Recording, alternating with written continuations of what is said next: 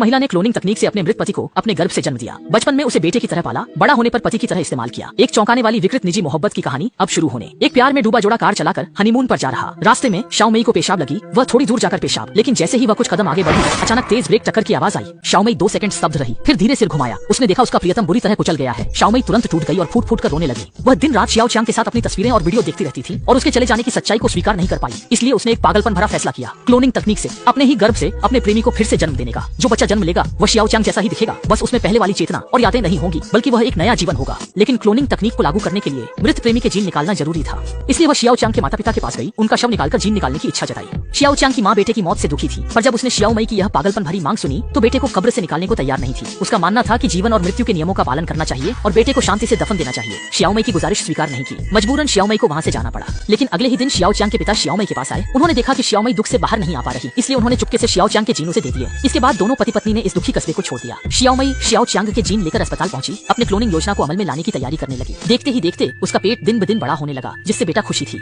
वह हर दिन बस एक ही काम करती थी, अपने गर्भ में पल रहे बच्चे के जन्म का इंतजार। जल्द ही प्रसव का दिन आ गया। बेटा ने सफलतापूर्वक बच्चे को जन्म दिया और खास तौर पर उसे अपने पति का नाम टॉमी दिया। बेटा हर दिन छोटे टॉमी को लेकर उन जगहों पर जाती थी जहां वे दोनों पहले साथ आया करते थे, ताकि छोटे टॉमी की पिछली जिंदगी की यादें ताजा कर सके। लेकिन उसे कभी कोई सफलता नहीं मिली। जैसे जैसे छोटा टॉमी बड़ा होता गया, वह अपने पिता के बचपन की तरह ही दिखने लगा। बेटा ने हमेशा उसके अतीत को छुपाए रखा। जब भी छोटा टॉमी जिज्ञासा से पूछता, वह टाल मटोल करते हुए बस इतना कहती कि वह एक सड़क दुर्घटना में गुजर गया था। माँ के दुखी चेहरे को देखकर छोटा टॉमी भी समझदारी दिखाता और आगे कुछ नहीं पूछता। उसकी नजरों में माँ एक आत्मनिर्भर और आकर्षक महिला है, अच्छा व्यवहार करती है। लेकिन कभी कभी छोटा टॉमी भी थोड़ा उलझन में पड़ जाता था। माँ की नजरों में हमेशा हल्की सी उदासी झलकती थी और वह उसके साथ नहाना भी बहुत पसंद करती थी, जिससे एक अजीब सा माहौल बन जाता था। उसकी नियंत्रण की इच्छा भी असाधारण रूप से प्रबल थी। वह कभी टॉमी को अपनी सहपाठी लड़कियों से मिलने नहीं देती थी। यहाँ तक कि जब वह अपने दोस्तों के साथ खेलता तब भी माँ उसके साथ रहती, मानो डरती हो कि कोई और लड़की उसे छीन न ले। इस दिन बेटा ने एक अकेली पड़ी छोटी लड़की को देखा। असल में वह भी एक क्लोन थी। उसकी माँ अपनी माँ की मृत्यु को स्वीकार नहीं कर पाई, इसलिए क्लोनिंग तकनीक के जरिए उसने अपनी माँ को फिर से जन्म दिया। शहर के लोग क्लोन को नापसंद करते थे। उनका मानना था कि ये कृत्रिम अनाचार का परिणाम है और अशुभ है। सिर्फ छोटा टॉमी उस लड़की के साथ खेलना चाहता था और बेटा ने उत्साह से घर आने को कहा।